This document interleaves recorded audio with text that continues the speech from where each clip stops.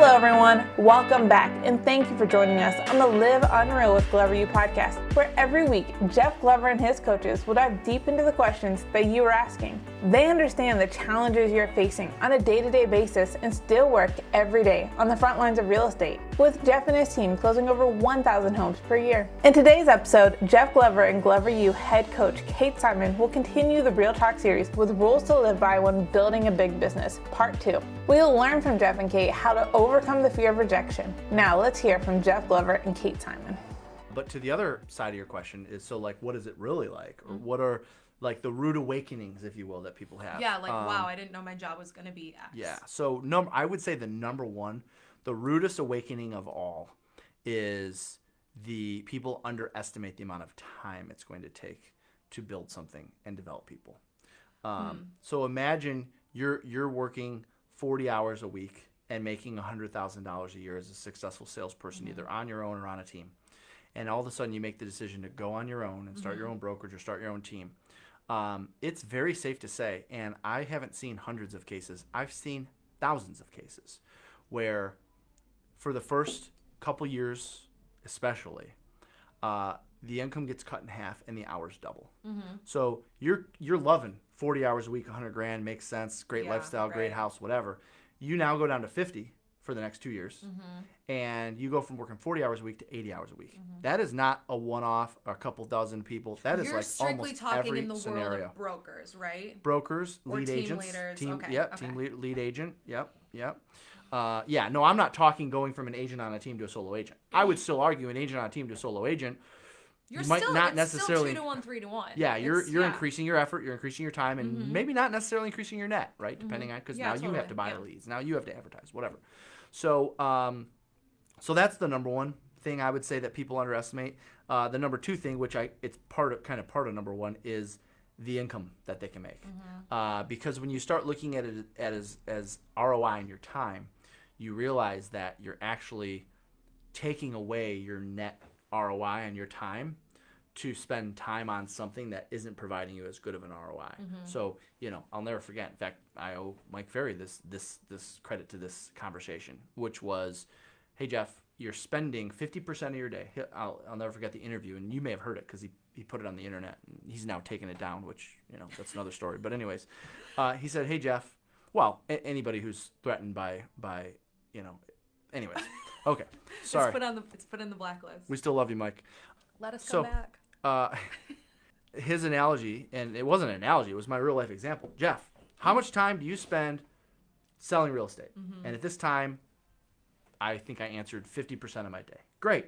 And what do you make on your personal sales business? Forget the team, forget whatever. What do you make on your personal sales business? I think my answer was $400,000. I said, okay, good. And let's take a look at your team. How much time do you spend working with your team? Do you spend the other 50%? Yes. The other 50% of my time goes towards managing, growing, recruiting, developing, training, all those cool things. Great. And how much do you make off of them? And I think the answer I gave was $100,000. He said, okay, you spend 50% of your time to make $400,000 of your income. Right. 50% to make $100,000. You're making $500,000 where you could not have a team at all, not have those responsibilities, not have to worry about recruiting, not have to worry about training, and go from 400 to 800 in theory, right? Because I was making 400 my sales, right? Which, by the way, that math is flawed, which we're talking to all the reasons why, but correct. It's not one-to-one. After a certain point, it's not one-to-one with your time and growth, yes, but correct. Whatever. It is. And yes, there's more to that. But the point I'm trying to make is, math, right, the simple math I'm trying to say is, the second thing that I see the most is people make less than what they expect to make once they open a brokerage or once they start a team. They think they're going to make a lot more. But per the effort they put in or in general? They make less per the effort that's required or in general? Well, it depends. If they do it wrong, in general, right? If they do it right the first couple of years, for the effort they put in. But I've seen a lot of successful agents that decide to start a team or decide to start a brokerage or leave a team and become a solo agent that have declined in income and have never gotten back to where they were as a solo agent or where they were as an agent on a team because they're making poor financial decisions, right? They're saying, let's go sign this $4,000 a month contract with Zillow. Let's go do 2 or 3 billboards. Let's go do this. Let's go do that. And next thing you know, they don't recover from that. And like you've seen in the industry over the last 3 years, what do they end up doing? Getting back into production. Sure. Because they realize that's the highest and best use of their time. That's where the ROI was. Which I mean, I still believe that it is. So I guess just kind of playing devil's advocate here, like, is it enough? Like, if you look at everything you've built, and obviously I'm putting you on the spot, and I know the answer you're going to give. If you look at everything you've built and you've created, and you look at your net, which I have no idea what it is, whatever, but I know how much you give, and I know how much time it takes, and I know how much you spend. The reality is, we've always talked about the most profitable model is you, a lead buyer's agent, an admin, and some sort of showing agent. Like, is this enough? You know what I'm saying? I mean, there's it goes got to back be to the moments reason why. where Yeah, but that's you've not been why I like, do it. I mean, that's not why I do it. So your fascination with growing and developing people is that much more worth it to you? Yes. If you could tell me today, Jeff, you could be, as a real estate salesperson, make 5 times what you're making now. 5 times. It's a lot. 5 times what you're making now. Give up all the training, give up all the coaching, give up this, give up that, and just focus on prospecting, lead follow-up, going on appointments, converting, getting contracts signed. You can make 5 times. You can retire 10 years earlier because of the 5 times. My answer would be no. I wouldn't do it. Yeah. I'd rather die with less wealth knowing that I did what I enjoyed every single day than acquiring, more wealth doing something that I don't enjoy. So let's talk about the thankless side of it, right? Because there's probably a handful of like either team leaders out there or brokers out there that are like, yeah, but I feel like I train and develop these people and then they get good and then they leave. Or I spend so much time and energy here and I build them to this point and then they leave. Which actually, do you think that kind of ties into this question or is that totally different? Or do you want to hit that differently? Well, let's get to that in a second. Okay. But let's talk about your question for a second. Like, how do you, there's got to be a level of mental burnout with like seeing raw talent at this level and not being jaded, right? I would say I went through a phase of that early on. Call it age, call it lack of business maturity. But I'll tell you, I've learned to be happy for them, right? Like I've learned to say, you know what? I had something to do with that. And I know life is full circle. And one day, it's going to show up back in my life.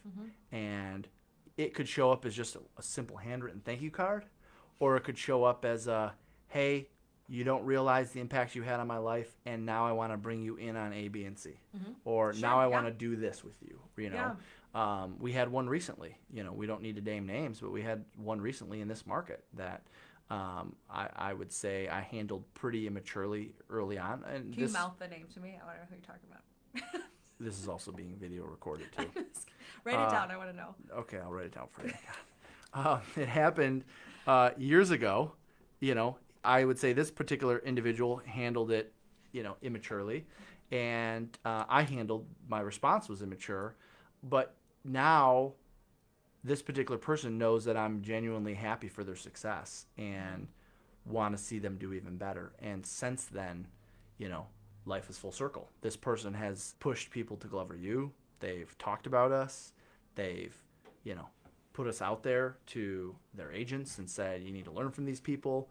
And before it was like, nope, not touching it, not going to recommend Jeff, not going to do anything because of the way, even though I might not have done something that was the best way of handling things, what I'm saying is that person is saying that the way Jeff handled it caused me to not want to support him.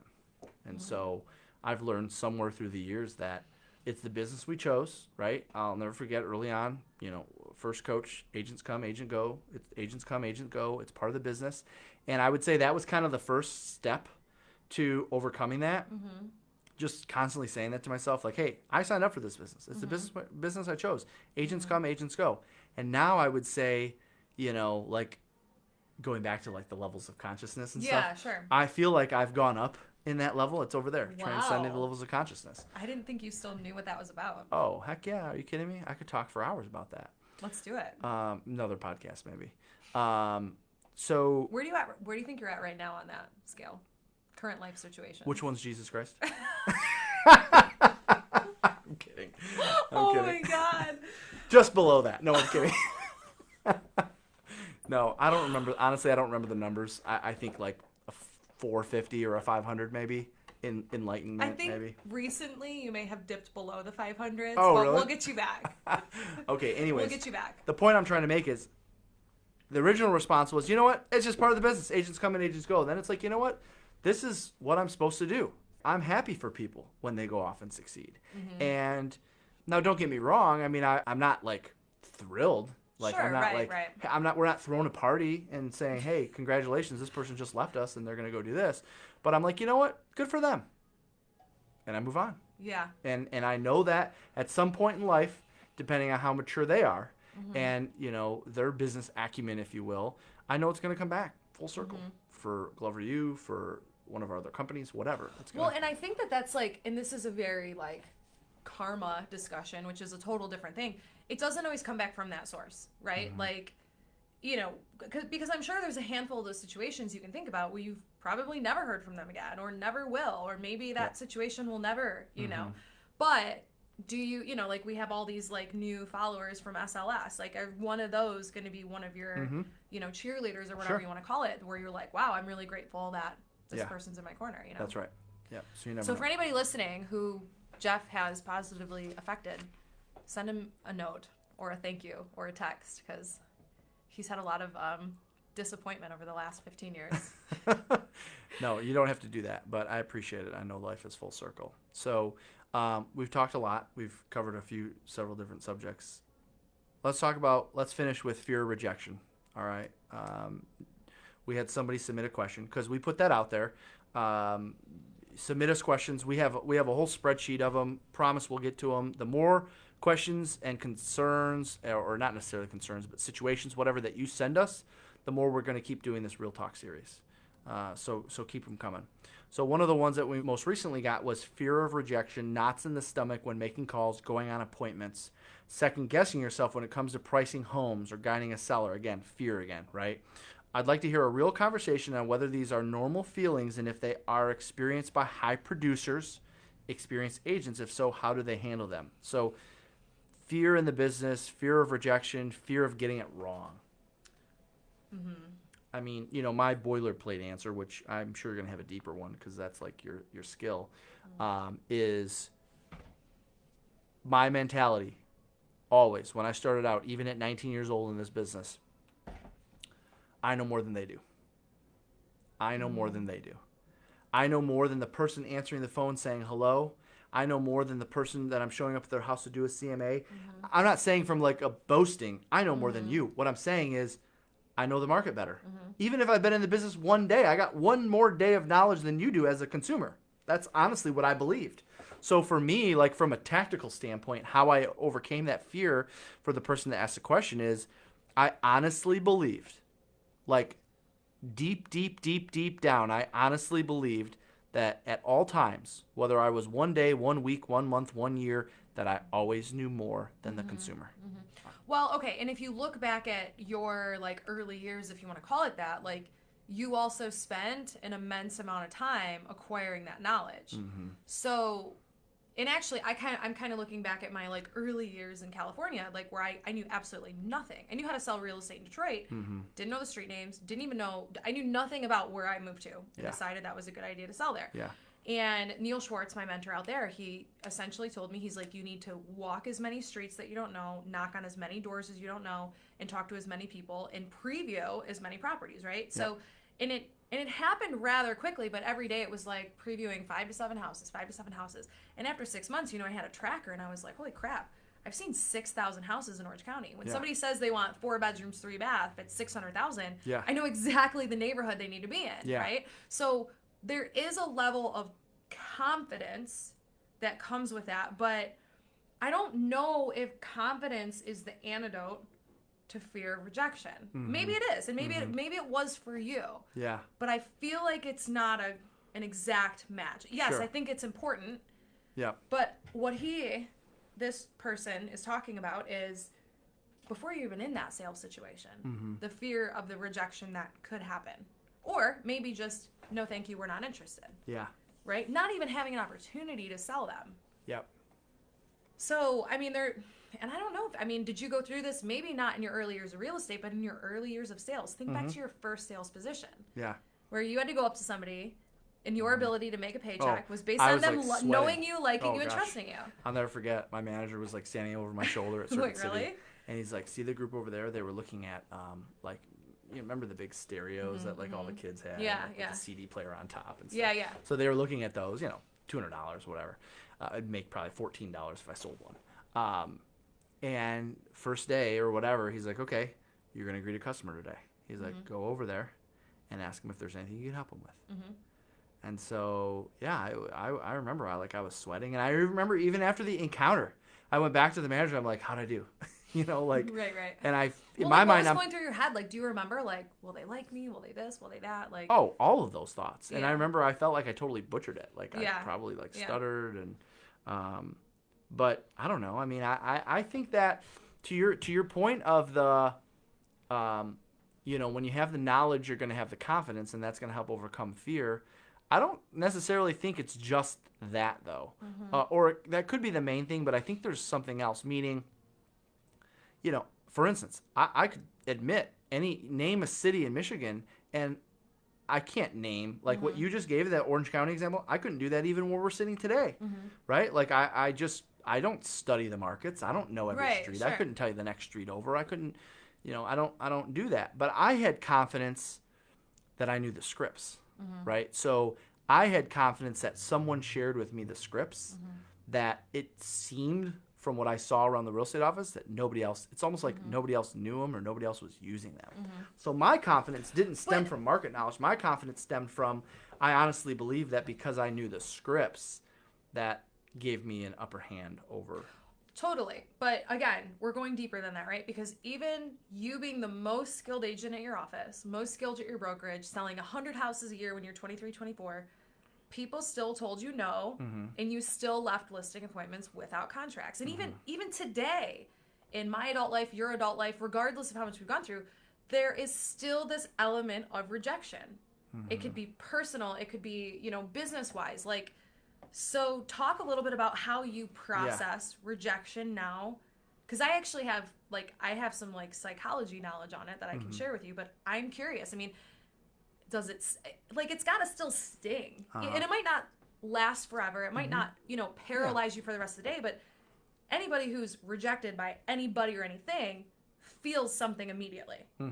So when you feel that thing immediately, like, oh, shoot, we all feel it. Like, we all know what it feels like to be rejected. Happened a couple times today already. How do you turn that around and decide, okay, cool, I'm still going to keep walking towards this, though? Because that's what we're talking about, right? I mean, I don't think anyone ever likes my answers on this because it's so well, duh, Yeah. But that's the business you signed up for. No, and listen, it's a yeah, contact I get it. sport, right? Like yeah. I was told twice today, once by a seller who's getting ready to fire me because his listing is expiring, that he's not willing to take my advice on price. What's that address? Yeah. And another seller who said that they haven't made up their mind yet, and I could just hear it in their voice that they're not going to hire me. Sure. Right? Yeah. So, I hung up the phone, and Taylor was sitting right across from me because we were getting ready to start a meeting, and I'm like, well, not getting that one. All right. You got any more leads for me to call? Sure. By the way, at that moment, gone, Okay. out of mind, out of sight, Yeah.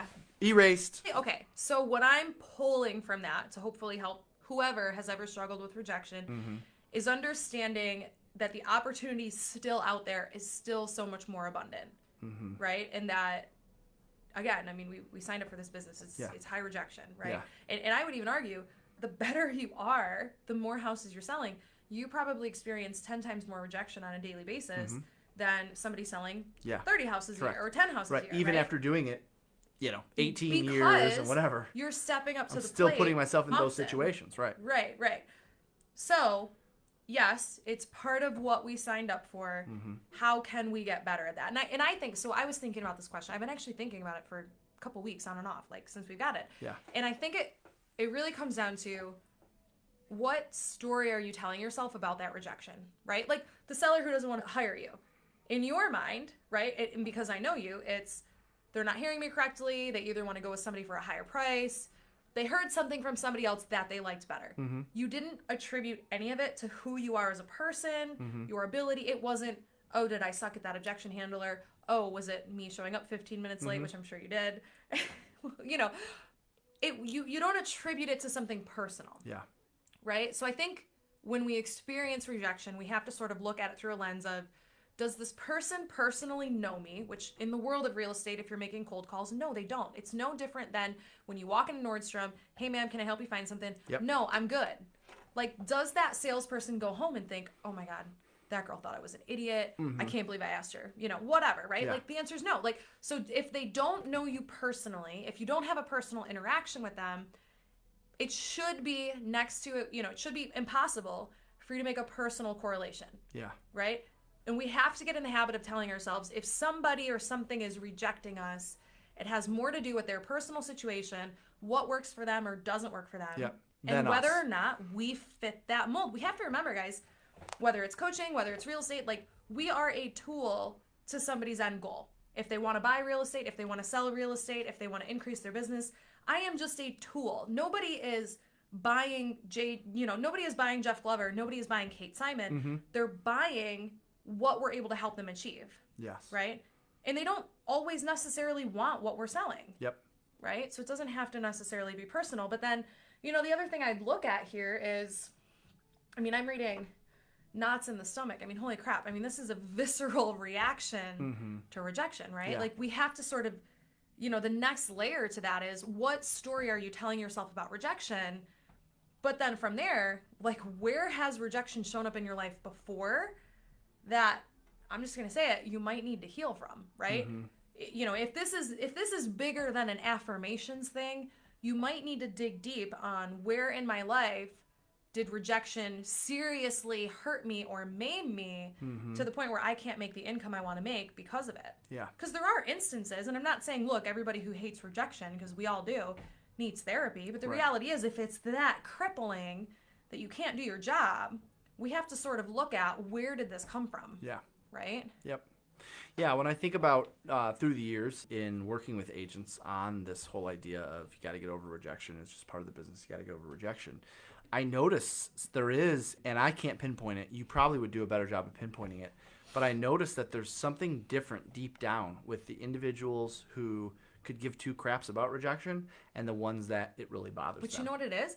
It's a chip on your shoulder, right? The people who I notice do really, really well in this industry are the ones who are in the habit of being underestimated, and they have something to show. Yep. I mean, look at your story, right? But it's usually the ones, and I hate to say this, it's the ones who have had a smooth upbringing. Yeah. The ones who haven't really necessarily, you know, they had the friends they wanted to have, who haven't really dealt with the tough situations, right? Yep. I mean, and I'm not saying, look, you have to have a hard life to be successful in real estate, but you learn the skill. And by the way, I believe that skill is grit, right? Well, yes, because someone who's had a hard life and has something to prove is already used to rejection.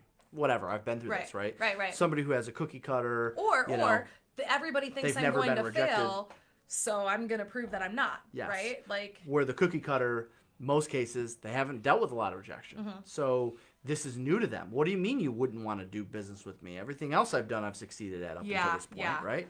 Yeah.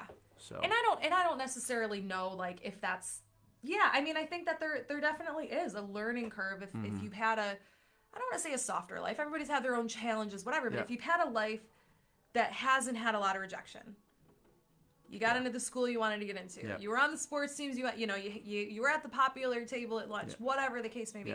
You might mentally struggle with the concept of, you know, people don't want to necessarily do business with you. But again, don't make the correlation that they don't like you as a human. They don't know you as a human. They might not like you as a human, but they don't know you as a human. So we can't be making that direct correlation. So the long and short of it is, yes, it's part of the business. Yes, even to a high level, top producers still feel rejection, but the amount of time with which they let it throw them off is shorter. Oh, yeah.